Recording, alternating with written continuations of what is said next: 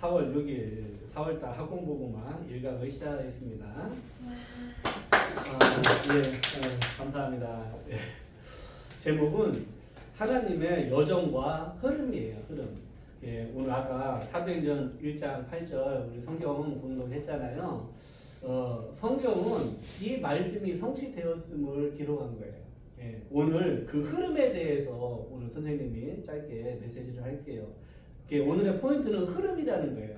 우리가 흐름을 볼 수 있는 가장 중요한 게 뭐냐면요, 역사를 보면은 흐름을 알 수 있어요. 흐름을. 그래서 오늘 역사에 대해서 잠깐 말씀을 드릴게요. 저는요, 이렇게 신앙생활 하면서 모든 응답을 어디에서 받았느냐 하고 이렇게 보니까 이사야서에서 제가 모든 응답을 다 받았어요. 예, 저는 이사야 선지자가 무슨 보면은 기적을 일으키거나 그런 것은 없어요. 그 선지자가 가장 잘한 거 뭐냐? 하나님의 말씀을 전달을 했다라는 거예요. 무려 62년 동안 4명의 왕에게 하나님의 말씀을 전달을 했어요. 또 가장 중요한 66장에 이사야서 성경을 남겼어요.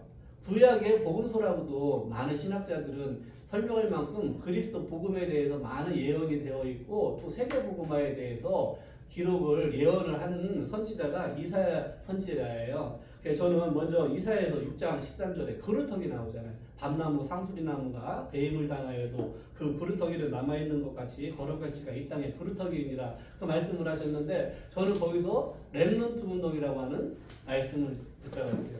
이 시대에 나는 남은 자다, 그루터기다. 그래서 나를 통해서 하나님께서 새순이 나오게 하셔가지고 우리 렘넌트들을 키우실 것이라는 이 말씀을 붙잡고 지금 한 17년 된 것 같아요. 이제 교사로 하나님 앞에 이렇게 일하고 있어요. 또 이사야서 7장 14절에 보라, 처녀가 잉태하여 아들을 낳을 것이요 그의 이름을 임마누엘이라 하라. 임마누엘로 오실 그리스도 언약을 저는 이사야서를 통해서 또 정확하게 붙잡았어요. 이사야서 40장 8절에 또 어떤 말씀이 있어요? 푸른 마르고 꽃은 시드나 우리 하나님의 말씀은 영원히 서리라 하라. 예. 그래서 영원한 하나님의 말씀 운동을 붙잡았어요. 그래서 저는요, 하루에 한 100명 정도에게 말씀을 전달을 해요. 하루에 100명 메시지를 카톡으로 메시지를 전달을 해요. 예. 이 시대에 말씀 운동하는 일에 내가 쓰임 받겠다라는 말씀을 이사야서 40장 8절을 통해서 저는 알게 되었어요. 그리고 또 이사야서 60장 1절에 보면 일어나라! 뭐라 하라고? 빛을 발하라. 예. 많은 분들이 빛을 발하라는 말씀을 붙잡는데 저는 일어나라는 말씀을 붙잡았어요. 예. 빛은 나에게 있어. 그런데 내가 일어나지 않고 앉아 있었구나 라는 걸 깨달았어요. 그래가지고 내가 일어나자.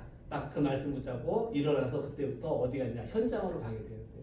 렘넌트 현장, 다락방, 무속인 다락방, 여러 가지 그때부터 한 10여 년 동안을 이렇게 현장을 보게 되었어요. 근데 그 말씀이 일어나라라는 그 말씀을 하나님께서 주셔가지고 저는 그 말씀을 붙잡고 이렇게 인도를 받았어요. 또 이사야서 62장 6절에서 10절에 보면 우리를 무엇으로 세우셨다고? 파수꾼. 그래서 파수꾼으로 세우셔가지고 만민이 오도록 큰 길을 준비하라는 거예요. 큰 길을. 또 그리스도의 깃발을 들으라는 거예요. 깃발을 들고 있어야지 사람들이 보고서 오잖아요. 그래서 저는 다민족 TCK 언약을 이 말씀을 통하여서 붙잡게 되었어요. 그런데 이 말씀이 전부더라고요. 네, 저에게 임한 이 말씀을 따라가는 것이 우리가 해야지 될 신앙생활이 이 말씀이 기준인 거예요. 그러니까 말씀 속에서 모든 것, 내가 해야지 될 것을 다 찾게 되는 거예요. 우리 렘넌트들 이제 교정부를 새로 정리를 할 건데 거기다가 이제 그 칸에 CVDIP를 적기로 했어요. 왜 그걸 잘 보이지도 않는 걸 왜 적으라고 하느냐? 어려서부터 우리 렘넌트들이 하나님 말씀 따라가는 것을 체질되도록 작게나마 도전하자는 거예요. 그래가지고 그것을 적을 계획이거든요. 그래서 이제 그것을 차근차근 선생님들하고 준비를 해서 교족부를 새로 한번 우리 중고등부에 맞는 교족부를 한번 만들어 볼게요. 자, 본문 1번입니다. 영원한 언약의 흐름. 제가 방금 말씀드렸다시피 하나님께서는 우리에게 말씀을 주신다라는 거예요. 그리고 말씀을 성취하신다라는 거예요. 그래서 우리 렘넌트들이 오늘 기도해야 될 게 있어요. 오늘 하나님, 오늘 저에게 말씀을 주옵소서. 말씀이 나에게 임하게 역사해 주옵소서. 아멘. 말씀으로 역사하여 주옵소서. 아멘. 기도를 해야지 돼요.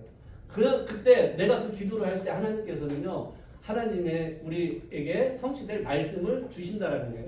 제가 5가지 이사야서에서 5가지 말씀을 방금 포럼을 했잖아요. 그것이 하나님 저에게 말씀을 주옵소서 기도할 때 강단을 통하여서 말씀이 나에게 들려진 거예요. 그런데 이 5가지가 다 어디서 나왔느냐? 강단 메시지에 나왔던 말씀이라는 얘기예요. 우리 그래서 메시지를 받는 것이 그렇게 중요해요. 많은 메시지가 나와요. 그 중에 하나님께서 나에게 주신 말씀은 무엇인가? 그게 딱 들려질 때 그것이 그 말씀을 붙잡고 우리는 평생 인도를 받아가는 거예요. 그런데 하나님께서는 말씀을 중요한 인생의 전환점마다 주셔가지고 우리의 인생을 이끌어 가시더라는 얘기예요.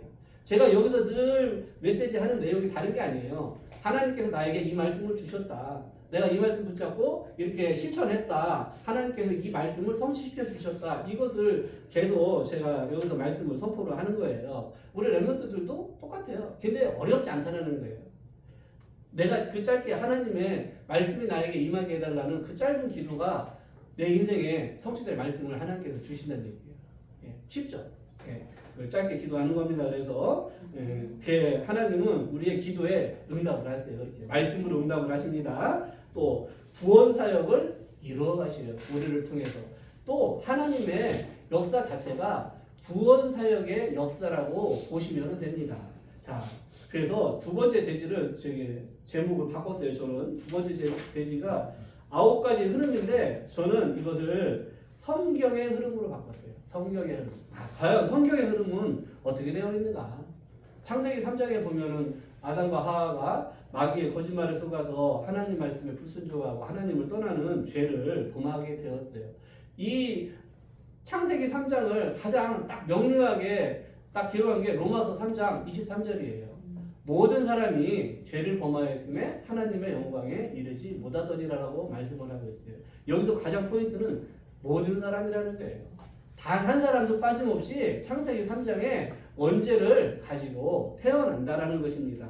그래서 하나님께서 답을 주셨어요. 여자의 후손을 보내시겠다.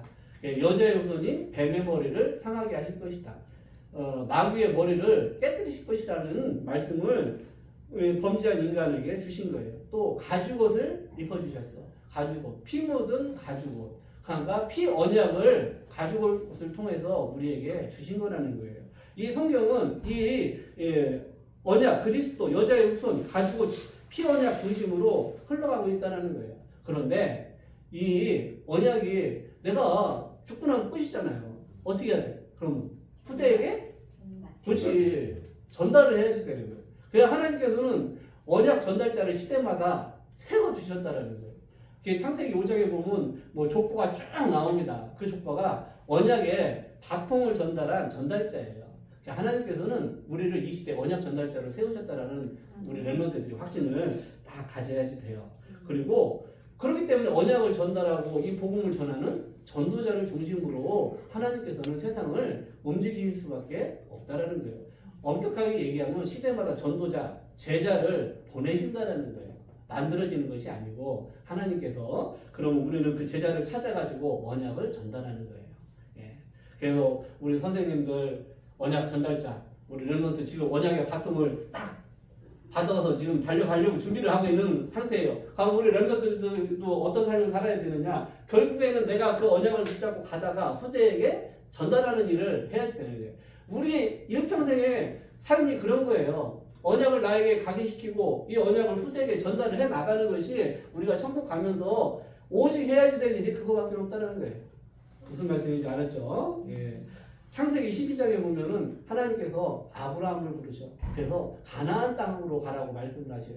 가나안 땅은 그리스도께서 오실 땅이잖아요. 자, 최초로 아브라함에게 그리스도께서 오실 땅을 지정해 주신 거예요. 그러면은 아브라함의 아들 누구 나와? 아브라함의 아들, 100살에 아들 나왔어요. 저도 아직 지금 100살이 안 돼가지고 아들이 없는데 이제 100살에 낳을 거예요, 저거. 누구? 아들 누구? 이삭. 이삭은 구원받은 자의 누리님. 이삭은 보니까 뭐 별로 이렇게 잘하는 것도 없어. 제가 봤을 때. 뭐 노력하는 것도 별로 없어. 그런데 단지 가나안 땅 언약 안에만 있었는데 하나님께서 축복하셨다는 거예요. 기근이 들어서 다른 데로 가려고 하니까 이삭에게 하나님께서 말씀을 주셨어. 너가 이 땅에 거하면은 너를 축복하시겠다라는 거예요. 그게 뭐냐? 우리가 그리스도 복음 안에만 있으라는 거예요. 그럼 하나님께서 모든 것을 은혜로 주신다라는 거예요. 우리는 경쟁하고 다투고 싸워가지고 쟁취하는 것이 아니에요. 뭘로 살아가는 거냐? 우리는 은혜로 살아가는 거예요. 예, 나에게 가장 중요한 것은 내가 복음 누리는 거. 어제 보니까 구원의 길 막 하더라고요. 이것을 매일 날마다 나에게 각인시키는 거예요. 일단 결론에서 얘기할게요. 그 복음이 어떤 건지. 자, 그리고 야곱은 한 민족을 이루는 전도의 축복을 하나님이 주셨어요. 요셉에게는 선교의 축복을 주셨어요. 요셉을 하나님께서 어디로 보내셨어요? 어느 나라로? 애굽. 예. 자, 여기서 선교에 중요한 포인트가 있어요. 우리 렘넌트들을 이렇게 선교사로 파송을 하신다라는 거예요. 그런데 모양이 어떤 때는 노예일 수도 있고요, 포로일 수도 있고요, 어떤 때는 속국일 수도 있고요, 어떤 때는 유랑민일 수도 있어요. 예, 그렇지만 모양은 다 다르지만 선교사 파송이라는 공통점을 가지고 있다라는 거예요. 하나님께서 우리 렘넌트들을 강대국으로 파송을 하실 거예요. TCK 하면 우리 렘넌트들 지금 마음에 와닿지 않을 수도 있어요. 아니 뭐 나는 TCK 아닌데 그렇게 생각할 수도 있어요. 그런데 우리 렘넌트들을 하나님께서 강대국으로 파송을 하시잖아요. 그러면 거기 가는 순간 내가 TCK였음을 깨달을 거예요. 예. 자, TCK 언약이 뭐 여기 와 있는 다민족만 생각을 해서는 안 된다라는 거예요. 내가 TCK가 될 수 있고 하나님께서 나를 TCK로 보내실 수 있다는 것을 항시 염두에 두고 있어야 되는 거예요. 예. 아셨죠? 우리 렘넌트들을 하나님께서 강대국에 선교사로 파송을 하신다는 것을 꼭 잊지 마세요. 네. 자, 요셉이 제가 하나님께서 이렇게 세계복음화의 주역으로 왜 첫 번째 쓰임 받은 사람이 요셉이잖아요. 하나님께서 왜 이렇게 축복을 하셨을까 보니까 요셉의 유언을 보면서 저는 많은 것을 생각을 했어요. 창세기 50장에 보면 요셉이 유언하는 내용이 나와요. 자, 우리 가은아, 요셉이 죽을 때 유언 뭐라고 했을까요? 올드하다, 올드해. 양심한, 우리 선지쌤은 양심하는 것에 묻어달라고 그랬어. 자, 뭐라고 했을까? 내가 원래 가나안 땅 출신이에요. 그런데 애국으로 딱 갔어. 걔 110세까지 살았어. 내가 죽을 때 후손들에게 나를 양지벌은 애국 땅에 묻어줘라고 했을까?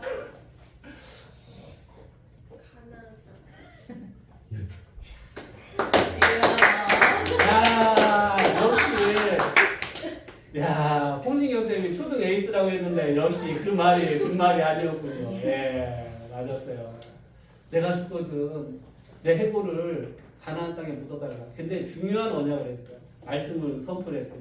죽으면서 너네들이 가나안 땅에 갈 거란 얘기예요. 왜 가나안 땅에 왜 가야 될까요? 네? 맞아요. 메시아 오실 땅이 가나안 땅이기 때문에 구약 시대에는 모든 사람이 다 가나안 땅으로 가야 되는 거예요.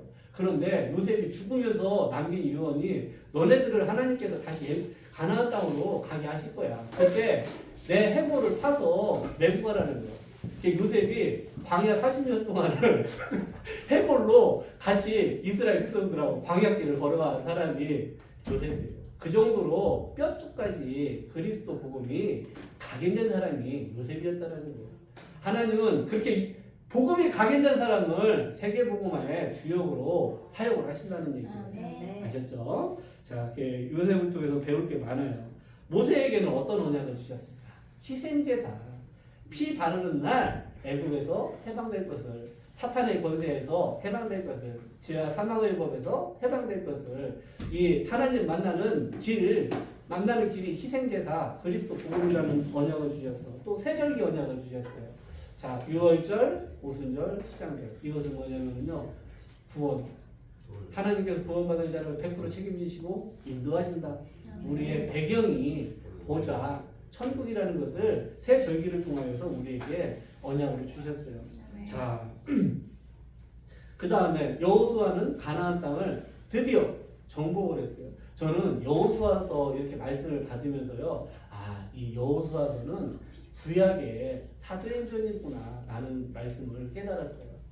그 보면은 여호수아가 정복할 때 보면은요, 지역이 나와요. 그 지역에 제자가 꼭 있더라고. 그 제자를 통해서 복음화가 돼. 자, 이게 성경적 전도. 사도행전에도 지역마다 누가 있어요? 제자가 있어. 그 제자를 찾아서 절대 망대로 세우는 거예요. 그것을 전 세계에 나가는 것이 세계 복음화인 거예요. 여호수아서를 통하여서 성경적 전도 운동을 우리가 알 수 있어요. 자, 그 다음에 몇백 년을 훅 넘어갑니다. 이제 그 다음에 역사에서 강대국이 나와요. 아수르라고 하는 강대국이 나와요. 아수르, 아시리아라고도 해요. 그 아수르라고 하는 강대국이 나와서 우리나라가 북쪽 남쪽으로 나뉘어진 것처럼 이스라엘 나라도 나뉘어졌어요. 북쪽 남쪽. 북쪽 이스라엘을 아수르 제국이 다 멸망시켰어. 그래서 다 전 세계로 남자들을 노예로 다 팔았어요. 자, 그러면 이런 생각을 해봐. 와, 슬프죠. 슬프죠. 당연히 많은 사람도 죽고 했으니까. 하나님의 계획은 다 따로 있어요.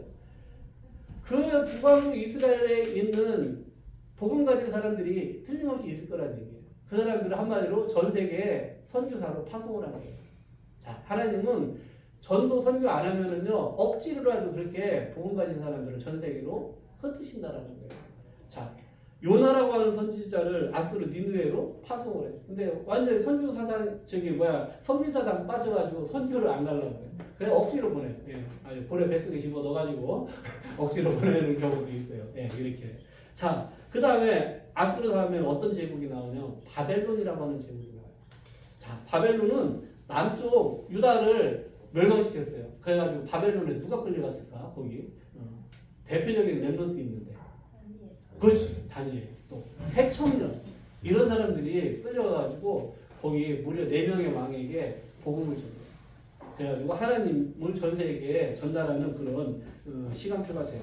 자, 그러면 바벨론을 멸망시킨 나라는 이제 바사 제국이에요. 페르시아라 그래, 페르시아. 거기 가서 복음 전한 사람은 누굴까요? 바사 제국에 오늘 나와 본문에.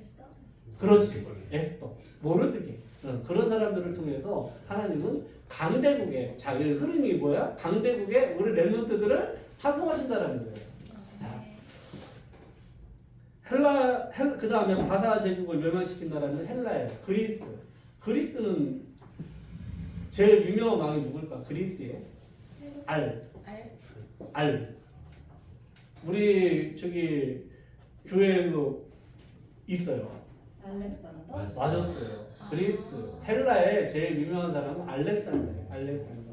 그 헬라 그리스는요, 지금 우리 유럽 문화의 뿌리예요. 모든 언어의 뿌리 또한 그리스예요. 그 정도로 영향력이 있어. 그런데 알렉산더는 하나님 안 믿었거든요. 제가 봤을 때. 근데 이분이 아주 중요한 일을 했어. 구약 성경을 다 번역을 했어요. 뭘로? 헬라어로, 그리스어로, 세계 공통어로 다 번역을 했어요. 그래서 우리가 지금 성경이 세계화된데 역할을 한 사람이 불신자 알렉산더예요.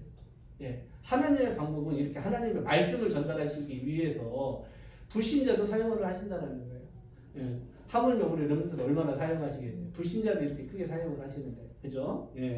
그 다음에 그리스를 멸망시킨 나라는 로마예요. 로마 제국. 그때 이제 예수님께서 로마에 속국에 있을 때 예수님께서 오신 거예요. 그래가지고 거기 마가다락방에서 드디어 초대교회가 시작을 했어.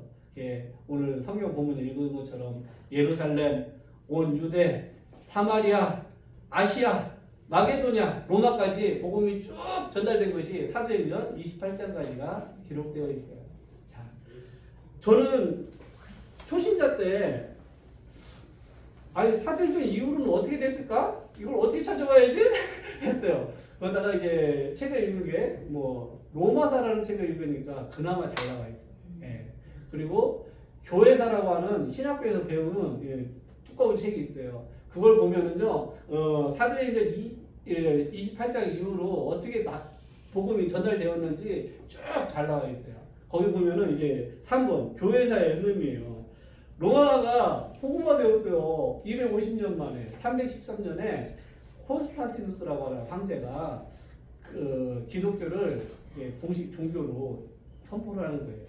그게 이제 우리 가은이가 이제 내년 되면 세계사에서 배워요. 밀라노 칙령이라는 거예요. 밀라노 칙령을 내려가지고 기독교를 공인하는 그런 계기가 돼요. 그리고 황제가 그때부터 교회 나와요. 예. 그러니 어떻게 돼? 모든 강요 신하들이 다 예배를 드리는 그런 문화가 돼요. 그때부터는 믿든 안 믿든 상관없어요. 모든 사람이 다 교인이 된 거예요. 교회를 가는 거예요. 자, 그렇게 되니까 어떻게 됐을까? 좋아졌을까요? 아, 복음은 없어지고 복음이 종교화되어 버렸어요.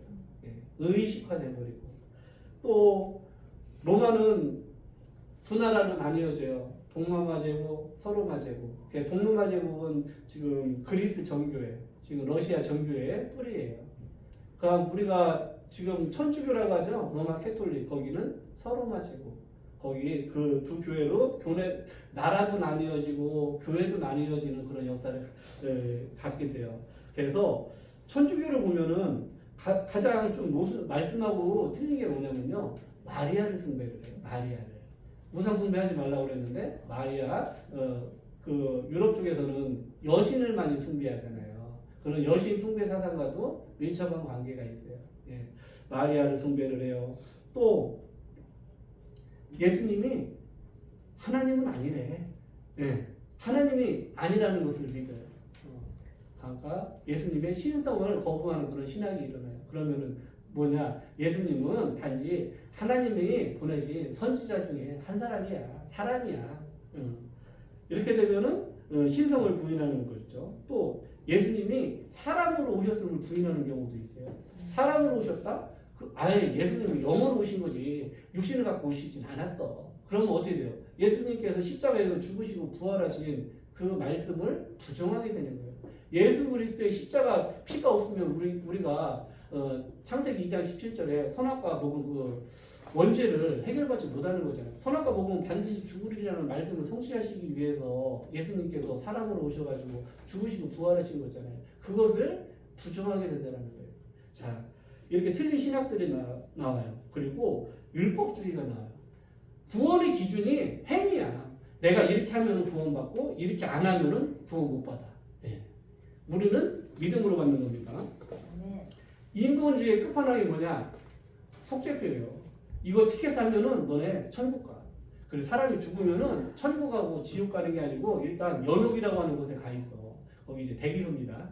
연옥은 뭐 그냥 대기소예요. 예, 표 받고 기다리는지는 모르겠어. 거기 연옥에 있다가 후손들이 헌금을 많이 하고 속죄표를 사면은 천국으로 거기 연옥에서 이동하는 거야. 그렇게 그런 말도 안 되는 신학을 얘기를 했어요. 그게 천주교예요. 완전히 타락한 거죠. 그래서 속죄표 티켓을 팔아가지고 돈을 받아요. 예. 장사를 하는 그런 완전히 인본주의 끝판왕까지 천주교가 가게 되었어요. 그때 하나님께서 1517년에 마틴 루터라고 하는 제자를 세우셔요. 그 마틴 루터를 통해서 야, 성경에 어디 그렇게 되어 있어? 속죄표 사면 천국 간다고 어디 기록되어 있냐? 오직 의인은 믿음으로 구원받는다고 되어 있잖아. 그래서 종교 개혁이 일어나요. 거기가 독일이에요. 하나님께서 종교개혁한 독일을 축복하셨어요. 그 다음에 스위스로 가. 스위스, 제네바. 또 네덜란드로 또 복음이 넘어가요. 우리 네덜란드는요 아주 작은 땅이에요. 경상남북도 정도 되는 땅밖에 안 돼요. 인구도 1000만 명도 안 돼요. 네. 그런데 한때는 유럽에서 인도로 가는 그 항로를 장악하고 있는 나라가 그 작은 네덜란드였어요. 복음 운동이 일어나니까 하나님께서 그렇게 축복을 하시죠. 자, 선생님이 작년에 자본주의 설명할 때 얘기했잖아요. 자본주의 시작된 나라 어디라고? 네덜란드라고. 그 정도로 하나님께서 경제였던 모든 것을 축복을 하셨어요. 복음 들어가는 나라마다 흑암이 무너지고 살아난다는 거예요. 자, 독일, 스위스, 네덜란드 그 다음에는 영국으로 넘어가게 돼요. 영국이 한때는요. 지금 좀 찌질해요. 그렇지만은 한때는 해가 지지 않는 나라라고 불릴 정도로 하나님께서 복음 전하는 영국을 축복을 하셨어요. 그 다음 바통이 어디로 넘어갔어? 영국 다음에 미국으로 넘어갔어요. 미국으로 넘어가서 지금 이 시대에 있는 거예요. 미국은 지금도 강대국이고 또 전 세계에 선교사를 가장 많이 파송하는 나라가 미국이에요. 현재는. 우리나라는 2위입니다. 예. 예. 지난주에 목사님 말씀하셨어요. 우리나라에 1884년도부터 본격적으로 선교사님들이 들어왔어요. 그분들이 오셔가지고 하신 게 다른 게 아니에요. 237 치유 서밋이에요. 자, 237 5천종족 언약 붙잡은 선교사님들이 우리나라에 오셨다라는 거예요. 그래서 하신 게 뭐냐? 치유를 위해서 병원 많이 지었어요. 그때 우리나라 평균 연령이 아마 40세도 안 됐을 거예요, 아마. 제가 알기로는. 1800년대에 우리나라 평균 40살 살으면 죽어요. 환갑잔치를 왜 했겠어? 60만 살아도 엄청 오래 사는 거예요. 그 정도로 병원 같은 게 없으니까 병 걸리면 그냥 죽는 거예요. 약도 제대로 없고. 예. 그래서 선교사분들이 병원을 세웠어요. 그리고 서밋, 후대를 키우기 위해서 수많은 학교를 세웠어요. 저는 666개 세웠다고 하시는데 이렇게 많이 세웠었나? 제가 일간책에서 그렇게 많이는 안 나와 있었거든요. 근데 전국적으로 다 조사를 해보면 그렇게 선교사님들이 학교를 많이 세운 거예요. 우리나라가 지금 이렇게 성장하는 데 있어서요, 교육이 상당히 중요한 역할을 했어요. 미국이 왜 초강대국입니까? 미국의 전략은 무엇입니까? 전 세계 인재를 불러오는 거예요. 그래가지고 대학에서 그 후진국에 인재 있잖아요. 그럼 장학금 주고 그냥 데리고 와요. 예? 졸업하면 어떻게? 자기 국가기관, 중요한 요직, 중요한 회사 다 들어가요. 그 인재들이. 그러니까 발전할 수밖에 없는 거예요. 예. 그만큼 인재를 키우는 것이 미래를 바꾸는 가장 정확한 방법이고, 어떻게 보면 가장 쉬운 방법이 후대를 키우는 거예요. 우리 지금 다락방이 가장 저는 잘하고 있는 것이 뭐냐? 렘넌트 운동이라는 거예요. 하나님께서는 이 우리나라에 복음이 들어오게 하시고 또 복음까지 전도자들을 많이 세우셔가지고 렘넌트 운동을 하신다라는 거예요. 그리고 또 중요한 거, 수많은 선교사님들을 우리 교회를 통해서 파송되고 있다라는 거예요. 자, 우리나라 선교사 미국 다음으로 많이 파송한 다음은 2등인가 보다라고 생각할 수도 있어요. 그런데 인구가 미국은 거의 4억이에요. 우리는 5천만밖에 안 돼요. 그런데 그 인구가 적은 나라에서 그 많은 선교사님들을 파송한다라는 것은요, 이것은 하나님이 하시는 거예요. 우리나라는 아무것도 가진 게 없어요. 제가 봐도. 야, 우리나라 요즘 정치가 시끄럽잖아요. 저 그거 보면서 생각해요. 아니, 이 나라가 도대체 어떻게 해서 안 망하는 거야? 그 정도 수준이에요. 그런데 망할 수가 없어요. 왜? 복음이 있기 때문에, 전도자가 있기 때문에, 렘넌트가 있기 때문에 이 나라를 하나님께서는 사용하신다라는 거예요. 아멘. 자, 전 세계 가장 많이 나가 있는 민족이 의외로 우리나라예요. 중국인들이 가장 많이 나가 있을 거죠. 그렇지 않아요. 우리나라 사람들이 전 세계에 가장 많이 나가 있어요. 자, 그 사람들이 나가면은 가장 먼저 하는 게 교회를 세워요. 예, 어디를 가든지 교회 중심으로 우리나라 사람들이 모인다는 거예요. 자, 미국에 이민 가요 옛날에. 그러면 어디로 가요? 한인교회부터 가요. 예, 거기 가면은 모든 것을 다 해줘. 예, 정착할 수 있도록. 예, 우리나라에서 어디를 가든지 교회를 세우고 교회 중심으로 살아가는 민족이 없다라는 거예요. 자, 우리는 이런 영적 자부심을 다시, 이거 교만심 가지라는 것이 아니고, 우리가 이런 하나님께서 축복하신 나라고, 하나님께서 우리나라에게 선교의 사명을 주셨다라는 이 자부심을 가져야 된다는 거예요. 그리고 그 자부심 가지고 복음 전하는 렘넌트로 우리가 살아가야 된다는 거예요. 자, 역사의 흐름 쫙 보니까 분명하잖아요. 정해졌잖아. 하나님은 복음 중심, 선교 중심으로 세상 움직이시는구나. 복음 들어가는 나라마다 재앙이 무너지고 모든 것이 회복되고 치유되는구나. 우리는 말씀 흐름을 통해서 알았어요. 그러면은 우리가 평생 살아가야지 될 방향을 거기에 잡아야 된다는 거예요. 저는 많이 배운 것도 없고 재산이 많은 것도 아니에요. 오직 저는 언약을 붙잡고 예배 드리면서 하나님께서 나에게 임한 말씀을 붙잡고 20여 년을 살아왔는데, 하나님께서 다른 사람은 인정 못할지 몰라. 그렇지만 저는 많은 응답을 받고 여지껏 살아왔고 앞으로 응답을 따라갈 것이라는 그런 자신이 있어요. 예, 우리 렘넌트들 그래서 오늘 나에게 말씀이 임하게 해달라는 그 작은 기도 그걸 딱 시작을 하시면은요 하나님께서 우리에게 말씀을 주시고 말씀을 평생의 걸음에 성취시키실 것을 우리가 믿습니다. 결론이에요. 자, 우리가 복음을 이론으로 지식으로 알아서는 안 된다는 거예요. 그러면 이게 사실 가장 중요해요. 복음을 나의 복음으로 누려야 돼요. 나의 복음. 예수님께서 요한복음 19장 30절에 뭐라고 말씀하셨어요? 다 이루었다. 맞았어요. 이 말씀이 뭐 예수님 다 이루셨다 이러면 안 돼. 예수님께서 나의 모든 인생 문제 끝내셨다는 확신을 하셔야지. 네. 나의 과거, 현재, 미래 모든 문제를 해결하셨음을 믿어야 돼. 네. 과거에 지은 죄, 내가 지금 짓고 있는 죄, 앞으로 지을 죄, 죄는 저주 재앙하고 연결되잖아요. 저주 재앙을 한마디로 끝내셨음을 확신하셔야 돼. 그리스도께서 모든 저주 재앙 아예 끝냈어. 나에게 살아가면서 불행한 일은 이제 전혀 있을 수 없는 거예요. 불행할 수 없어요. 마귀도 우리를 불행하게 못해. 근데 왜 내가 불행해요? 나 자신이 스스로 불행하게 만드는 거예요. 내 생각으로. 마귀가 그런 생각을 주겠죠. 불행한 생각, 우울한 생각을 주는 거예요. 그렇지만 우리가 믿음을 가져야 돼요.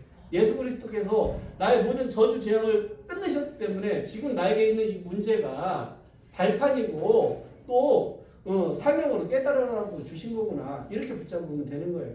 마귀는 우리가 불행하고 우울하기를 원해. 그렇지만 우리는 그 어려운 문제 속에서 발판 삼고 사명으로 붙잡으면 됩니다. 마귀에게 속지만 마세요. 마귀는 자꾸 현실 문제로 속이려고 그래. 그렇지만 내가 안 속으면 되는 거예요. 왜 속이느냐? 우리를 멸망시킬 수 없기 때문에 거짓말로 속이는 거예요. 선악 갖다 먹으면 하나님처럼 된다고 거짓말하는 것처럼. 예. 또 예수님께서 하나님 만나는 길이신데 하나님 만나는 길만 되는 게 아니에요.